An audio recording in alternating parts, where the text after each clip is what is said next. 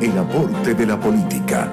Descubre el verdadero sentido de la política, el poder y la democracia.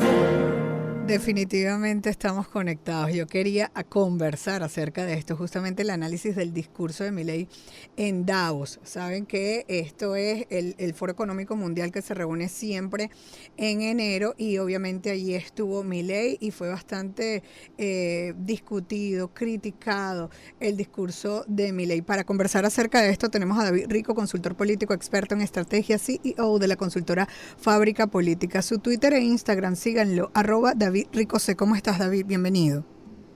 Bien, ¿cómo estás? Un gusto saludarte, saludar a tu equipo y a todas las personas que nos escuchan a esta hora. ¿Cómo estás? Todo muy bien. Y pues un tema polémico, sobre todo, bueno, en nuestro país. Esto vale la pena incluso seguir conversando e irnos a temas teóricos como qué significa el liberalismo y cómo se desarrolla en la práctica y cuánto se ha avanzado en el mundo en esto, ¿no? Sí, bueno, dio un discurso Milei bastante interesante desde el punto de vista de que fue un discurso muy distinto a lo que solemos ver en los políticos, un discurso lleno de afirmaciones teóricas, lleno Sí. de profundización de los elementos y conocimientos ideológico prácticos de la política. Fue más bien Hizo por hasta momentos. señalamientos a los políticos, siendo el Sí, político. no, Uh-huh. totalmente. Es que incluso por muchos momentos parecía un discurso más académico que un discurso político, ¿no?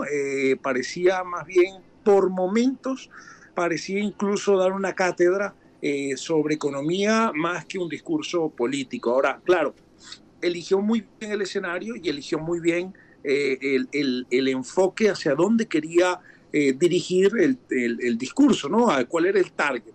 Y siento que en el discurso hubo varios targets, ¿no? Hubo un target político en donde trató de referirse a las derechas, hablando de la multiplicidad de derechas que hay ideológicas, ¿no? El libertarismo, ¿no? Uh-huh. O la centroderecha, también la derecha o la ultraderecha, como se llama en algunas partes, que por cierto, esto de ultra lo han utilizado siempre para tratar de deslegitimar, a algunos líderes políticos, como este caso a Milei en cuanto a las críticas, pero en su discurso intentó dirigir un mensaje a los políticos de derecha, llamándolos a una reflexión activa en cuanto a sus posturas y que no decaiga la defensa de sus postulados, ¿no? Más bien que esto es una crítica que se hace desde algunos sectores de la academia, en donde expresan que la derecha ha claudicado en algunos momentos y en algunos escenarios, sobre todo en el escenario ideológico, ¿no? Que ha claudicado en la conversación, en la discusión y en el debate ideológico. Que es una de las cosas que más critica la academia a la derecha, ¿no? Pero además dirigió un mensaje también a los empresarios, dirigiéndose desde un punto de vista pragmático y práctico de salir adelante y no dejarse amedrentar desde su punto de vista por una ideología que es contraria a los valores del capitalismo, que es lo que sustenta la libre empresa, ¿no? Entonces, digamos que de alguna manera fue un discurso muy poco visto en los últimos tiempos, cargado de elementos ideológicos, cargado de matices conceptuales que son mucho más vistos en la izquierda que en la derecha, ¿no? Uh-huh. Así que ese es un primer factor diferenciador que nos hace repensar sobre cómo la derecha debería afrontar sus discursos. Fue un discurso que dio la vuelta al mundo, que generó mucha polémica, que llamó la atención por su capacidad de generar polémica, y esto sí cumple con algunos de los parámetros más modernos de la comunicación política, Sí. que es que el discurso, para que sea atractivo y sea escuchado por la población, debe polarizar. Fue un discurso sumamente polarizante, fue un discurso que puso claro cuál es su enemigo, cuál es el enemigo a vencer por su corriente y su discurso, y cuál es el norte de la civilización entendida desde su óptica. Entonces, ahí marcó una polarización importante y la polarización, como sabemos, es uno de los elementos más relevantes de la comunicación del siglo XXI, ¿no?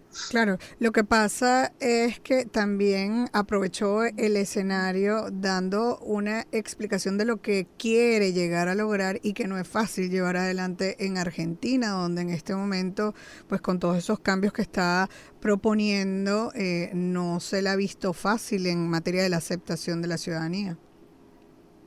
Sí, justamente esta semana tiene el debate de la ley Ómnibus, que es justo el debate bueno, de la ley que está tratando de implementar para hacer los cambios necesarios a la economía del país.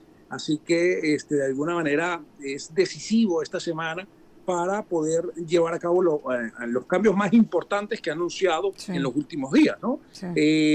Así que la liberalización de la Argentina no va a ser fácil desde el punto de vista de Milei, pero empieza a haber ya, no solamente en Argentina, una discusión sociológico-política, ideológica, que está planteando Milei. Milei se está posicionando en el escenario global como un líder con un postulado muy claro, que es justamente una de las críticas que se le tenía a la derecha en las últimas décadas, ¿no? Que no tenía grandes referentes ideológicos y creo que se está posicionando justamente en esa ala, ¿no? En esa línea. Claro, no sé si se habían, en la historia habría que revisar, algún político se había puesto tan al extremo y al final yo creo que, y bueno, lo dicen los dichos, ¿no? Los extremos nunca son buenos, más sin embargo, pues a nivel mundial en la práctica se conoce poco el desarrollo del liberalismo, por lo menos en los tiempos actuales. Sí, de hecho es el primer presidente realmente libertario que hay en el mundo. Nunca ha habido un presidente con esta corriente ideológica. Habrá que ver su capacidad de respuesta a los problemas de la Argentina y la capacidad que va a tener. Por lo pronto, sí se está posicionando como un líder referente. La gente le escucha, el mundo le escucha, los medios de comunicación están pendientes de lo que él dice y eso forma parte de la construcción de una agenda propia bien ejecutada, ¿no? Es decir, está logrando lo que hizo Bukele con El Salvador, de posicionarlo a nivel global por las políticas que está implementando, y definitivamente se está convirtiendo en un líder referente de la región y del mundo. Sí, que nos tiene a toda la expectativa, así que nosotros vamos a hacerle seguimiento a esto y bueno, David siempre va a estar dispuesto a acompañarnos en este reto. Era David Rico, consultor político experto en estrategia, CEO de la consultora Fábrica Política. Síganlo en sus redes sociales, @DavidRicoSello. Despedimos desde la Gerencia General Juana Bellorín, Armando López y Luis Pérez desde la edición y grabación, Luis Rodríguez desde el control técnico en la coordinación de producción general del circuito Unión Radio, Jesús Salazar desde la jefatura de producción de Unión Radio 93.7 FM se despide Alexandra Gamboa. Jessica Molina lo hace desde la producción general del programa, desde la redacción de mundour.com en Anzoátegui, Saraí Portillo. La suscrita se despide desde el micrófono María Alejandra Malaver Bellorín, certificado de locución 36.581 y de productor nacional independiente 6264.